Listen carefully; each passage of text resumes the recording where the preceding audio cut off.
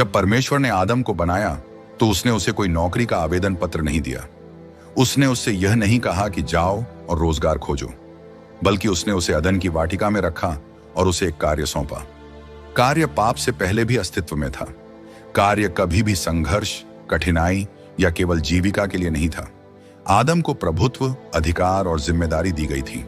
उसका उद्देश्य किसी के अधीन काम करना नहीं था, बल्कि उसे नियुक्त किया गया था, एक भंडारी के रूप में, एक विकासकर्ता के रूप में, एक विस्तारक के रूप में। लेकिन आज की दुनिया को देखिए, हमें बचपन से ही सिखाया जाता है कि स्कूल जाओ, अच्छे अंक लाओ, एक स्थिर नौकरी खोजो और फिर रिटायर हो जाओ। परंतु यह परमेश्वर की योजना नहीं थी। परमेश्वर ने कभी यह नहीं चाहा कि मनुष्य वेतन का पीछा करे, बल्कि उसने मनुष्य को उद्देश्य का पीछा करने के लिए बनाया। उसने आपको केवल एक श्रमिक नहीं, बल्कि एक शासक के रूप में रचा। केवल श्रम करने वाला नहीं, बल्कि एक सृजनहार के रूप में। जब आपको एहसास होता है कि आपकी बुलाहट किसी करियर से कहीं अधिक बड़ी है, तब आप अपनी वास्तविक पहचान में चलने लगते हैं। शत्रु ने बहुतों को धोखे में डाल दिया है कि सुरक्षा वेतन से आती है, कि जीविका किसी नियोक्ता के हाथ में है। लेकिन पहले मनुष्य को वेतन नहीं दिया गया था, बल्कि उसे एक कार्य सौंपा गया था। यही सिद्धांत आज भी लागू होता है। परमेश्वर ने आपको इस दुनिया में नौकरी पाने के लिए नहीं भेजा, बल्कि आपको भेजा गया है एक विशेष उद्देश्य के लिए।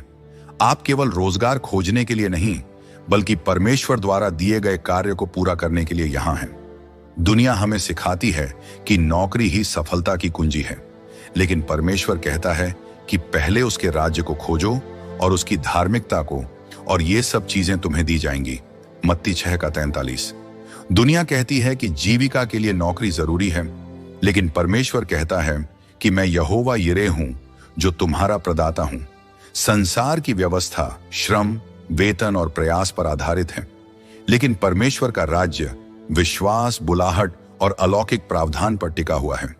यीशु के जीवन को देखिए, उन्होंने कभी किसी को नौकरी के लिए आवेदन करने के लिए नहीं कहा।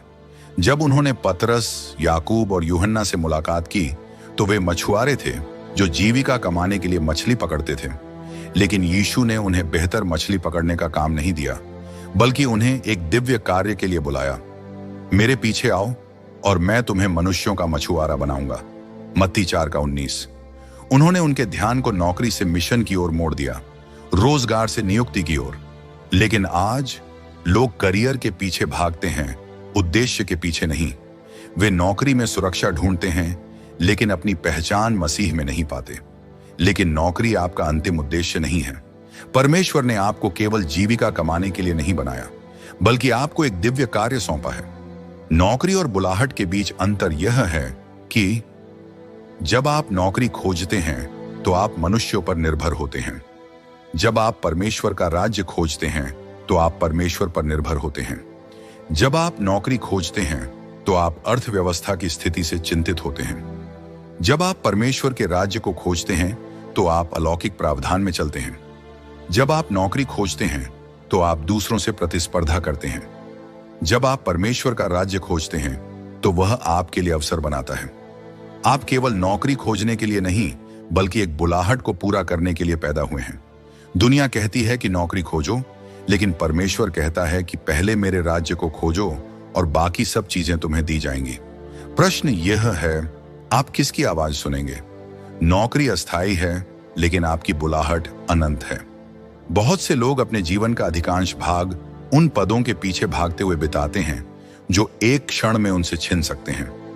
लेकिन परमेश्वर का बुलावा आपके जीवन पर स्थायी है। यह न तो शेयर बाजार पर निर्भर करता है, न ही किसी कंपनी की सफलता पर, और न ही आपकी योग्यताओं पर। जब परमेश्वर ने मूसा को बुलाया तो वह किसी नेतृत्व पद के लिए आवेदन नहीं कर रहा था। वह नौकरी नहीं खोज रहा था, बल्कि अपने अतीत से भाग रहा था। लेकिन परमेश्वर ने उसकी योग्यता को नहीं, बल्कि उसके उद्देश्य को देखा। जब दाऊद का अभिषेक किया गया तो वह किसी महल में नहीं था, बल्कि भेड़ों की देखभाल कर रहा था। वह नौकरी नहीं खोज रहा था, लेकिन अपनी बुलाहट में पहले ही चल रहा था, भले ही लोग उसे पहचान नहीं रहे थे। आज बहुत से लोग अपनी सुरक्षा वेतन में ढूंढ रहे हैं, परमेश्वर की प्रतिज्ञा में नहीं। वे अपनी पहचान इस बात से तय करते हैं कि वे क्या करते हैं, न कि इस बात से कि वे मसीह में कौन हैं। लेकिन नौकरी तो आती जाती रहेगी, बुलाहट स्थायी है। यीशु स्वयं पारंपरिक अर्थों में किसी नौकरी में नहीं थे। वे न तो रोमी सरकार के कर्मचारी थे और न ही धार्मिक संस्थाओं द्वारा नियोजित थे। फिर भी उन्होंने इतिहास का सबसे महान कार्य पूरा किया। पौलुस, जो पहले एक प्रतिष्ठित फरीसी था, उसने अपनी नौकरी और प्रतिष्ठा को छोड़ दिया ताकि वह परमेश्वर की बुलाहट को पूरा कर सके। उसने कहा, मसीह यीशु मेरे प्रभु को जानने की उत्तमता के कारण मैंने सब कुछ हानि समझा। फिलिप्पियों 3:8। जो लोग नौकरियों के पीछे भागते हैं वे असंतुष्ट, बेचैन और लगातार नए अवसरों की तलाश में रहते हैं। वे अपने जीवन के बेहतरीन साल केवल धन कमाने में बिता देते हैं, प्रभाव छोड़ने में नहीं। लेकिन जब आप अपने बुलावे में कदम रखते हैं तो काम जीविका का साधन नहीं रहता, बल्कि यह आपके जीवन को अर्थपूर्ण बना देता है। परमेश्वर ने अपने बच्चों को अस्थायी चीजों में फंसने के लिए नहीं बनाया, बल्कि उन्हें अनंत उद्देश्य के लिए रचा है। प्रश्न यह है, क्या आप अपना जीवन किसी अस्थायी चीज में निवेश करेंगे या उस उद्देश्य में प्रवेश करेंगे जो अनंत काल तक बना रहेगा? परमेश्वर आपकी जीविका का स्रोत है, नौकरी नहीं।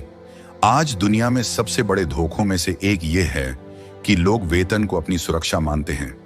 लेकिन यीशु ने कहा, आकाश के पक्षियों को देखो, वे न तो बोते हैं, न काटते हैं और न ही खत्तों में बटोरते हैं, फिर भी तुम्हारा स्वर्गीय पिता उन्हें खिलाता है। क्या तुम उनसे अधिक मूल्यवान नहीं हो? मत्ती 6:26। परमेश्वर ने इजरायलियों को जंगल में 40 वर्षों तक खिलाया। उनके पास न तो खेत थे न ही वेतन, लेकिन फिर भी हर सुबह उनके लिए मन्ना गिरता था। इसका मतलब यह नहीं कि हम कुछ न करें, बल्कि इसका मतलब यह है कि हम डर के कारण किसी नौकरी के गुलाम न बने।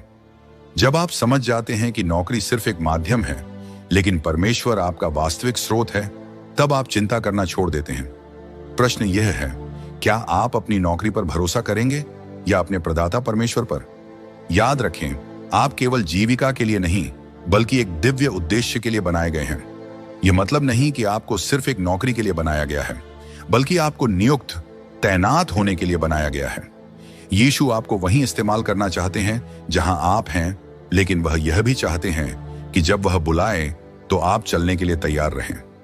अगर वह आपसे कहें कि अपने आराम के क्षेत्र को छोड़ दो, सुरक्षा से बाहर निकलो और विश्वास में कदम बढ़ाओ, तो क्या आप आज्ञाकारी होंगे? दुनिया कहती है, नौकरी ढूंढो, करियर बनाओ, लेकिन यीशु कहते हैं, मेरे पीछे चलो और मैं तुम्हें बनाऊंगा। अगर आप सच में यीशु का अनुसरण करें तो क्या होगा? क्या आप उस पर इतना भरोसा करेंगे कि अपने बुलाहट में कदम रख सकें? क्योंकि जब आप यीशु का अनुसरण करते हैं तो आपको सिर्फ काम नहीं मिलता, बल्कि आपको उद्देश्य मिलता है, और वह किसी भी वेतन से अधिक मूल्यवान है। शुरुआत से ही परमेश्वर ने मनुष्य को रचनात्मक होने, निर्माण करने और विस्तार करने के लिए बनाया। उत्पत्ति 1:28 में उन्होंने आदम और हव्वा को यह आदेश दिया, फूलो फलो, पृथ्वी को भर दो और उसे अपने वश में कर लो। ध्यान दें कि परमेश्वर ने यह नहीं कहा कि जाओ और नौकरी ढूंढो, बल्कि उन्होंने कहा फलवंत बनो। इसका मतलब है कि आपको उत्पादक बनाया गया है, सिर्फ उपभोक्ता बनने के लिए नहीं। दुनिया की प्रणाली की समस्या यह है कि यह लोगों को उपभोक्ता बनाती है, निर्माता नहीं।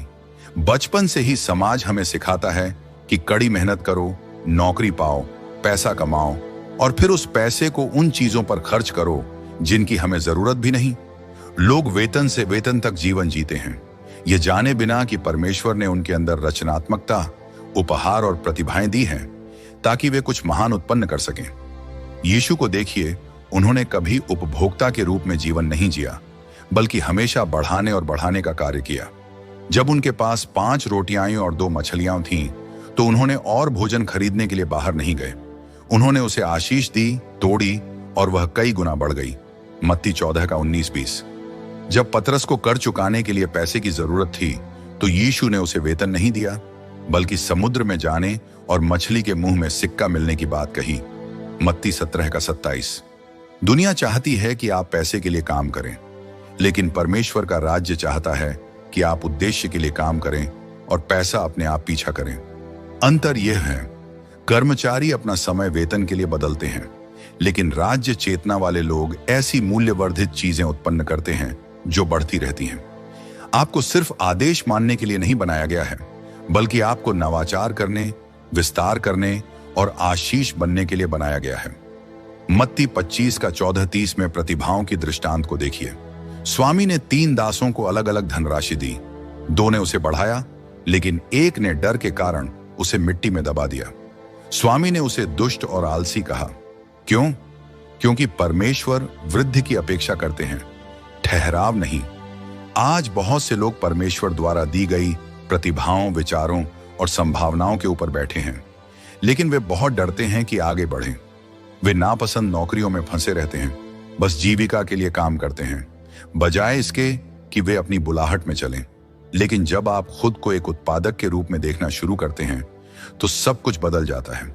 इसलिए अपने आप से पूछें, क्या आप सिर्फ उपभोग कर रहे हैं या कुछ उत्पन्न कर रहे हैं? क्या आप उस सेवक की तरह डर में जी रहे हैं जिसने अपनी प्रतिभा को दफन कर दिया, या आप वह बढ़ा रहे हैं जो परमेश्वर ने आपको दिया है? परमेश्वर ने आपको सिर्फ जीवन यापन करने के लिए नहीं बुलाया, बल्कि आपको निर्माण करने, विस्तार करने और एक विरासत छोड़ने के लिए बुलाया है। राज्य में फलवंत होना कोई विकल्प नहीं, बल्कि एक आदेश है। आपकी आशीष आपकी नौकरी में नहीं, बल्कि आपके उपहार में है। नीति वचन 18 का 16 कहता है, मनुष्य का उपहार उसके लिए स्थान खोलता है और उसे बड़े लोगों के सामने लाता है। ध्यान दें कि यह नहीं लिखा कि किसी की नौकरी उसके लिए स्थान खोलती है, बल्कि उसका उपहार करता है। आपका उपहार वह अनूठी क्षमता, प्रतिभा या बुलाहट है जो परमेश्वर ने आपके अंदर रखी है। यह कोई ऐसी चीज नहीं जो स्कूल में सीखी जाती है या नौकरी से प्राप्त होती है, बल्कि यह आपके अंदर जन्म से ही मौजूद है, बस इसे खोजने की जरूरत है। बाइबल के महान लोगों को देखिए, उनमें से कोई भी नौकरी पर निर्भर नहीं था, लेकिन उन्होंने अपने परमेश्वर प्रदत्त उपहार का उपयोग किया। यूसुफ के पास स्वप्नों को समझने की प्रतिभा थी, जिसने उसे कारागार से निकालकर मिस्र का प्रधानमंत्री बना दिया। उत्पत्ति 41 का 39-40। दाऊद के पास नेतृत्व और संगीत का उपहार था, जिसने उसे चरवाहे से राजा के दरबार तक पहुंचा दिया। दानियेल के पास बुद्धि और दर्शन का उपहार था, जिसने उसे कई राजाओं के दरबारों में एक प्रभावशाली व्यक्ति बना दिया। आज बहुत से लोग अपनी प्रतिभा की अनदेखी कर रहे हैं और नौकरियों के पीछे भाग रहे हैं। वे रोजगार में समझौता कर रहे हैं, बजाय इसके कि वे खोजें कि परमेश्वर ने उनके अंदर क्या रखा है। लेकिन याद रखें, अगर आप अपनी नौकरी पर निर्भर हैं, तो आप अर्थव्यवस्था के अधीन हैं। लेकिन अगर आप अपने उपहार पर निर्भर हैं, तो आप परमेश्वर की दया पर हैं, जिसकी आशीष कभी समाप्त नहीं होती। यीशु स्वयं अपने उपहार में चलते थे। उन्हें वेतन की जरूरत नहीं थी, उनका उपहार उनके लिए स्थान खोलता था। उन्होंने बीमारों को चंगा किया, दुष्ट आत्माओं को निकाला, अधिकार के साथ शिक्षा दी और जहां भी गए जीवन बदल दिया। अगर आप अपने परमेश्वर प्रदत्त उपहार में चलेंगे, तो आजीविका अपने आप आएगी। आपको पैसे के पीछे भागने की जरूरत नहीं, बल्कि पैसा आपके पीछे भागेगा। इसलिए खुद से पूछें, क्या आप अपने उपहार का उपयोग कर रहे हैं या उसे गाड़ रखा है? दुनिया कहती है नौकरी ढूंढो, लेकिन परमेश्वर पूछते हैं, तेरे हाथ में क्या है? यूसुफ ने मिस्र की अकाल की समस्या हल की, दानियेल ने राजा के स्वप्न की व्याख्या की और दाऊद ने गोलियत को हराया। इसी तरह दुनिया समस्याओं से भरी हुई है, लेकिन आपके अंदर परमेश्वर का समाधान है। Stop waiting. अगर आप परमेश्वर की बुलाहट में चलना शुरू करेंगे, तो दरवाजे अपने आप खुलेंगे, जो कोई नौकरी आवेदन कभी नहीं खोल सकता। परमेश्वर की आशीष आपकी नौकरी से बड़ी है। नीति वचन 10 का 22 कहता है, यहोवा की आशीष ही मनुष्य को धनी बनाती है और उसमें कोई दुख नहीं होता। यूसुफ, दाऊद, दानियेल, अब्राहम और इसहाक को देखिए, वे सभी परमेश्वर की आशीष के कारण समृद्ध हुए, न कि नौकरी के कारण। इसलिए चिंता छोड़ो, वेतन नहीं, परमेश्वर की उपस्थिति का पीछा करो, क्योंकि जब आप परमेश्वर की योजना में चलते हैं, तो आपके पास हमेशा अधिक से अधिक होगा। मनुष्य को राज्य करने के लिए बनाया गया है, नौकर बनने के लिए नहीं। परमेश्वर ने उत्पत्ति 1 का 26 में कहा, आओ हम मनुष्य को अपने स्वरूप में, अपनी समानता में बनाएं और वे प्रभुता करें। ध्यान दें कि यहां प्रभुता करें कहा गया है, न कि नौकरी खोजें। परमेश्वर ने कभी नहीं कहा कि मनुष्य को बस कर्मचारी बनना है, बल्कि उसने मनुष्य को शासन करने के लिए बनाया है। शैतान यह बात जानता है और इसलिए उसने पीढ़ी दर पीढ़ी लोगों को केवल जीविका चलाने की मानसिकता में फंसा दिया है। वह आपको यह विश्वास दिलाना चाहता है कि जीवन केवल काम करने, बिल चुकाने और एक दिन रिटायर होने तक सीमित है। लेकिन परमेश्वर ने आपको इससे कहीं अधिक के लिए बनाया है। उसने आपको अधिकार और प्रभुत्व के लिए रचा है। आदम को देखिए, परमेश्वर ने उसे अदन की वाटिका में केवल काम करने के लिए नहीं रखा, बल्कि उसे सृष्टि का प्रबंधक और अधिपति बनाया। यूसुफ को देखिए, वह सदा दास नहीं रहा, बल्कि कारागार से निकलकर मिस्र के महल में राज्य करने लगा। दाऊद को देखिए, वह एक चरवाहा था, लेकिन उसे सदा दूसरों के आदेश मानने के लिए नहीं बनाया गया था। वह राजा होने के लिए अभिषिक्त किया गया था। परमेश्वर के राज्य में आप मजदूरी के दास नहीं हैं, बल्कि उसकी प्रतिज्ञाओं के उत्तराधिकारी हैं। यीशु नौकरी देने नहीं आए थे, बल्कि राज्य को पुनर्स्थापित करने आए थे। प्रकाशित वाक्य 5:10 में लिखा है, उसने हमें हमारे परमेश्वर के लिए राजा और याजक बनाया है और हम पृथ्वी पर राज्य करेंगे। इसका अर्थ यह नहीं कि आपको अपनी नौकरी छोड़ देनी चाहिए, लेकिन आपको अपनी मानसिकता बदलनी होगी। मजदूर की तरह मत सोचो, राजा की तरह सोचो। सिर्फ गुजारा करने के लिए मत जियो, बल्कि परमेश्वर की दी हुई दृष्टि के अनुसार जियो। क्योंकि जब आपको पता चल जाएगा कि आप राज्य करने के लिए बनाए गए हैं, तो आप कभी भी नौकरी खोने के डर में नहीं जिएंगे। राज्य की मानसिकता बनाम संसार की मानसिकता। संसार कहता है कि पैसा कमाने के लिए काम करो, लेकिन परमेश्वर का राज्य कहता है कि उद्देश्य के साथ राज्य करो। आज मैं आपसे पूछता हूं, क्या आप मजदूर की तरह जी रहे हैं या राज्य के उत्तराधिकारी की तरह? क्योंकि परमेश्वर ने कभी नहीं कहा कि नौकरी खोजो, उसने कहा कि प्रभुता करो। नौकरी अस्थायी है, लेकिन उद्देश्य शाश्वत है। नौकरी कभी भी छिन सकती है। कंपनियां बंद हो जाती हैं, अर्थव्यवस्थाएं गिर जाती हैं, पद समाप्त कर दिए जाते हैं। जो लोग केवल नौकरियों पर निर्भर रहते हैं, वे डर में जीते हैं। नौकरी छूटने का डर, बेरोजगार होने का डर, जरूरतें पूरी न होने का डर। लेकिन जो लोग उद्देश्य में चलते हैं, वे स्थिर होते हैं। यूसुफ के पास नौकरी नहीं थी, फिर भी उसका उद्देश्य उसे महल तक ले गया। उत्पत्ति 30:9-41। दानियेल की नौकरी बदलती रही, लेकिन उसका प्रभाव कभी कम नहीं हुआ। दानियेल 6। पौलुस पहले एक फरीसी था, लेकिन जब उसने यीशु को जाना तो उसने अपनी नौकरी नहीं, बल्कि अपनी बुलाहट को अपनाया। फिलिप्पियों 3:7। नौकरी वेतन देती है, लेकिन उद्देश्य संतोष देता है। नौकरी समाप्त हो सकती है, लेकिन बुलाहट जारी रहती है। यही कारण है कि जो लोग केवल नौकरियों के लिए जीते हैं, वे रिटायरमेंट के बाद खोए हुए महसूस करते हैं। वे सालों तक एक ऐसी प्रणाली के लिए काम करते हैं जो उन्हें कभी सच्ची संतुष्टि नहीं देती। परंतु जब आप अपने उद्देश्य में चलते हैं, तो आपको कभी रिटायर होने की आवश्यकता नहीं होती। यीशु के पास कभी कोई नौकरी नहीं थी, लेकिन उन्होंने अपने उद्देश्य को पूरा किया। उन्होंने कहा, मेरा भोजन यह है कि मैं अपने भेजने वाले की इच्छा को पूरा करूं और उसके काम को समाप्त करूं। यूहन्ना 4:34। उनकी संतुष्टि धन से नहीं, बल्कि अपने कार्य को पूरा करने से मिली। सफलता का वास्तविक मापदंड संसार सफलता को पदवी और वेतन से मापता है, लेकिन स्वर्ग आज्ञाकारिता और प्रभाव से। क्या आप केवल तनख्वाह के लिए काम कर रहे हैं, या उस उद्देश्य में चल रहे हैं जिसके लिए परमेश्वर ने आपको बनाया है? क्योंकि एक दिन नौकरियां खत्म हो जाएंगी, लेकिन जो कुछ आपने परमेश्वर के राज्य के लिए किया, वह सदैव रहेगा। परमेश्वर आपको नौकर नहीं, सुलझाने वाला बनाना चाहता है। यूसुफ ने मिस्र के अकाल का समाधान दिया, इसलिए वह प्रधानमंत्री बना। उत्पत्ति 41:39-40। दानियेल ने राजा के स्वप्न का अर्थ बताया, इसलिए वह प्रधान सलाहकार बना। दानियेल 2:48। दाऊद ने गोलियत की समस्या को हल किया, इसलिए वह राजा बना। 1 शमूएल 17:50-51। संसार कहता है, नौकरी कहां मिलेगी, लेकिन परमेश्वर कहता है, समस्या क्या हल कर सकते हो? यीशु स्वयं महानतम समाधान करता थे। जब लोग खो गए थे, वह उद्धार लेकर आए। जब लोग भूखे थे, उन्होंने भोजन बढ़ाया। जब लोग बीमार थे, उन्होंने चंगाई दी। इसीलिए उन्हें किसी पद की आवश्यकता नहीं थी। वे जहां भी गए, राज्य उनके साथ चला। आज मैं आपसे पूछता हूं, क्या आप नौकरी की तलाश कर रहे हैं या किसी समस्या का हल देने के लिए तैयार हैं? क्योंकि संसार उसी को ऊपर उठाता है जो समस्याओं का समाधान लाता है। परमेश्वर ने आपको नौकरी के लिए नहीं, राज्य करने के लिए बुलाया है। संसार कहता है रोजगार खोजो, लेकिन परमेश्वर कहता है जो मैंने तुम्हारे हाथों में दिया है उसे देखो।